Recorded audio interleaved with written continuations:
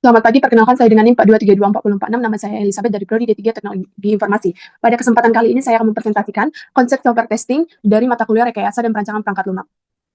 Yang pertama ada software testing. Dalam pengertian software testing adalah aktivitas yang bertujuan untuk mengevaluasi atribut-atribut atau kemampuan. Software testing ada dua konsep. Yang pertama adalah load testing yang memiliki arti pengujian yang dilakukan dengan menambahkan beban secara bertahap untuk melihat perubahan yang terjadi pada sistem yang melibatkan kerja dengan kelemahan skenario yang diuji terbatas. Memiliki manfaat yang pertama optimalisasi kinerja, kedua penilaian skalabilitas, ketiga keamanan dan stabilitas, empat mitigasi risiko, kelima peningkatan pengalaman pengguna.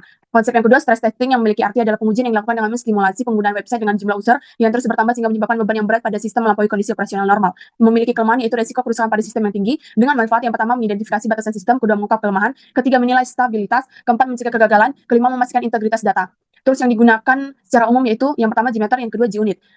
Yang kedua adalah algorithmic testing dengan memiliki arti pengujian yang memastikan bahwa algoritma bekerja dengan efisien di bawah berbagai masukan. Pengujian ini dilakukan untuk memastikan bahwa solusi dapat diandalkan dan bekerja dengan baik. Pengujian algoritma yang paling umum dan cara penerapannya yaitu yang pertama ada pengujian black box dengan tujuan untuk menemukan kesalahan atau ketidaksesuaian antara keluaran yang diharapkan dan keluaran aktual dengan menggunakan berbagai kasus uji yang mencakup berbagai skenario dan kasus khusus. Yang kedua pengujian white box adalah teknik yang memeriksa struktur internal dan logika suatu algoritma dengan melihat kode dan desainnya. Yang ketiga pengujian unit adalah serangkaian kasus uji yang memverifikasi fungsionalitas dan perilaku setiap komponen dengan menggunakan kerangka pengujian atau alat yang menstimulasikan input dan output komponen. Yang keempat pengujian integritas adalah pengujian yang menggabungkan komponen-komponen yang telah diuji secara individual dan membuat serangkaian kasus uji yang memverifikasi fungsionalitas dan perilaku sistem dengan menggunakan lingkungan pengujian atau alat yang mensimulasikan kondisi dan skenario dunia nyata. Yang kelima pengujian regresi. Pengujian regresi menjalankan kembali kasus uji yang telah digunakan sebelumnya dan membandingkan hasilnya dengan yang sebelumnya dengan menggunakan alat penguji atau alat yang melacak perubahan dan versi kode. Yang ketiga functional test dengan pengertian jenis pengujian perangkat lunak yang berfokus pada validasi bahwa semua fungsi aplikasi berjalan sesuai spesifikasi kebutuhan atau requirement specification yang memastikan bahwa perangkat lunak melihat hasil keluaran yang benar berdasarkan input tertentu sesuai ekspektasi pengguna akhir.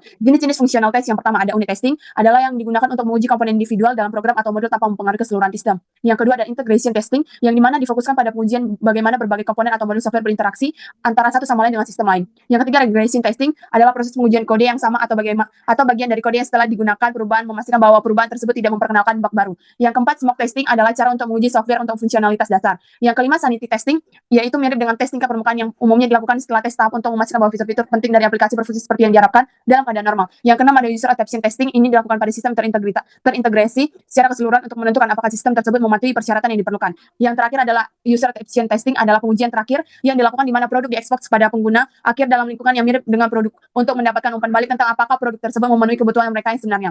Langkah-langkah umum pengujian fungsional ada 5 yaitu identifikasi tujuan penguji, kedua membuat data pengujian, ketiga mendesain kasus pengujian, yang keempat mengeksekusi kasus pengujian, yang kelima mempertimbangkan lacak dan atasi cacat. Sekian presentasi dari saya, terima kasih.